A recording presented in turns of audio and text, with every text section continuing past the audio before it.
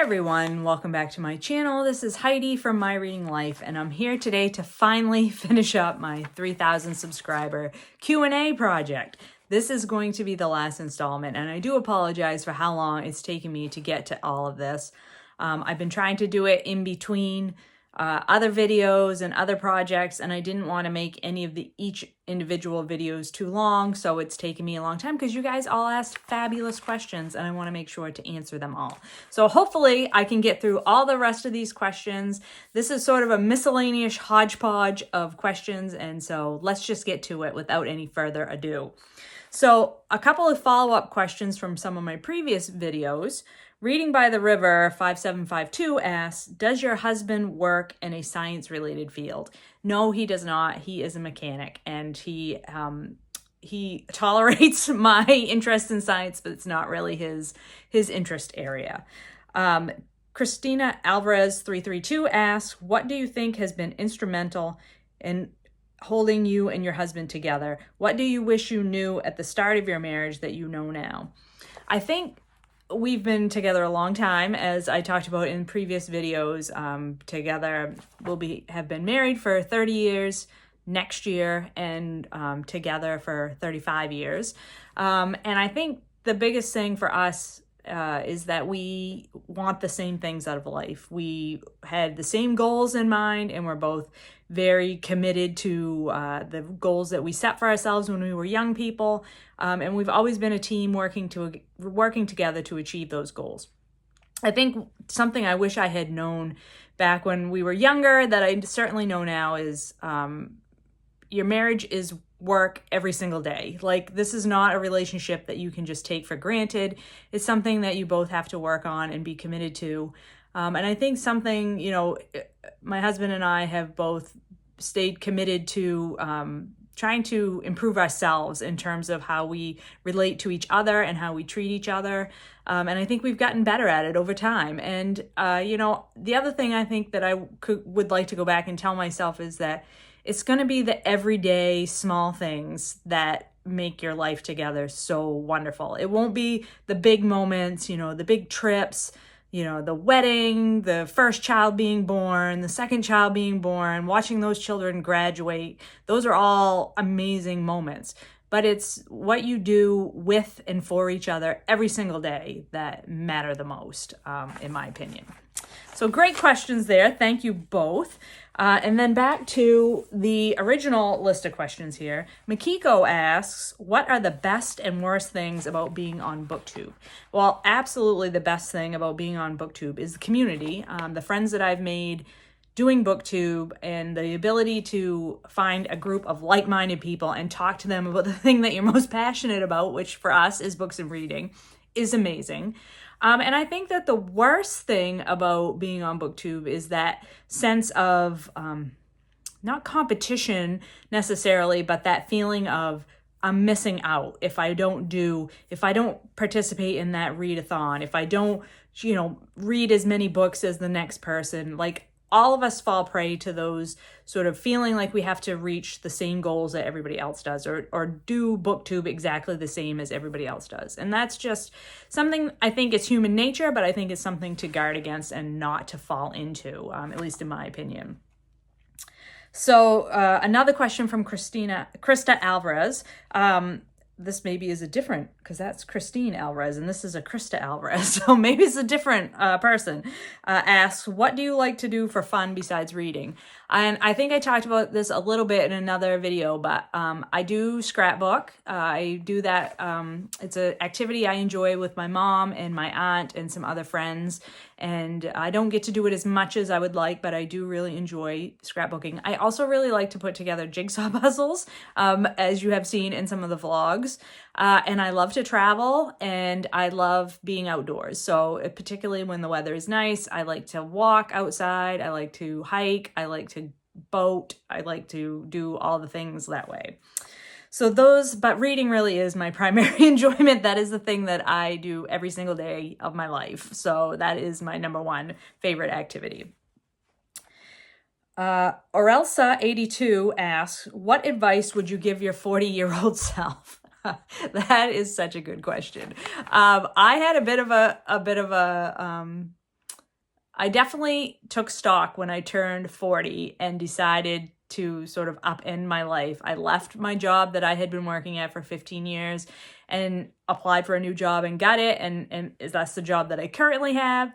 And it was a very big moment of upheaval. And it was all sort of precipitated by I found a lump in my breast and it turned out to be fine. It was just, it was not anything to worry about. But I think it was that one of those moments where you feel like, this is it. This could be it, right? This could be it for me, and what have I done or not done with my life that I want to do, or what changes would I make to my life to make it be more of what I wanted? And I wish I could go back to that person that I was at that point and tell her it's going to be fine. The choices that you're making, they feel really scary right now, but they're actually the right choices for you to be making. And I would also like to tell her that it just gets better. Life just gets better every single year. I can't believe that I'm saying this, but the older I get, the more I enjoy my life. And a lot of the things that used to stress me out when I was younger no longer stress me out. And part of that is because, my children are grown. They're established in their own adult lives and they're doing great. My husband and I are financially secure and in a better place financially than we've ever been since we've been together. And all of those things take stress off you, right? And so I would just like to tell my 40-year-old self, like, relax, dear. It's all gonna be fine. It's all gonna work out better than you could have anticipated. Lunatia Books asks, if you could visit anywhere in the world, time and money not being an issue, where would you go? I want to go everywhere. I literally want to go everywhere. High up on my bucket list of travel places is I want to go to Africa and do a safari. I also would love to take one of those trips where you cruise around the whole world on a cruise ship and go to like tons of places. It takes like months and months, but I think that would be so much fun. Would really love to do that. I would also love to take the trip where you go to the Galapagos Islands. Would really love to take one of those trips. But yeah, maybe the Africa trip we're planning. My daughter and I are scheming right now about how we can save money so that she and I can travel there together and do a safari. So I'm hopeful that one will actually come true. The rest of them, probably not. Jenny Johnson asks, do you have travel plans this year and where are you headed? I do have travel plans. I just returned from a Carnival cruise in the Caribbean where I visited St. Martin, Puerto Rico, and Dominican Republic, and that was a fabulous trip. We sailed out of Florida, and I hadn't been to either Puerto Rico or St. Martin and loved traveling to both of those places. I also, always enjoy being in Dominican Republic. It was so lovely to be somewhere where there was sunshine for the whole week. It was really, really nice. And then later on this summer, I'm going to be traveling to New York City with Doris and to visit Karen and Patrice. And I am beyond excited to get together with my bookish buddies. So really looking forward to that. Brian at Bookish asks, based on your presidential biography reading, who was the president you find most disappointing and which did you find most surprising in a good way? So most surprising in a good way, I'm going to say John Quincy Adams. I didn't know anything about John Quincy Adams other than the fact that he was the son of John Adams before I read about him in my challenge reading. And he was a really interesting person. Like, he got sent away to be an ambassador, a diplomat, when he was only a teenager. I mean, he traveled with his father when his father was an ambassador and a diplomat. And then he got sent off to Russia by himself. I think it was Russia by himself as a young, a late teen, early 20s person, and spent a lot of time over in Europe and doing diplomatic things. And he was the type of person who was committed to a life of public service. He always, was very focused on that work. And after he was president, he went back to work in the Senate, I believe, or was it the House of Representatives? I can't even remember, but he was a congressperson or a senator, one or the other, the latter half of his career. Actually died while still in office. He was an amazing person and so intelligent and like well-read and just one of those very erudite people that the 18th, 17th, 18th century produced. And I just was fascinated by him. I actually ended up reading 2 books about John Quincy Adams because I found him so fascinating.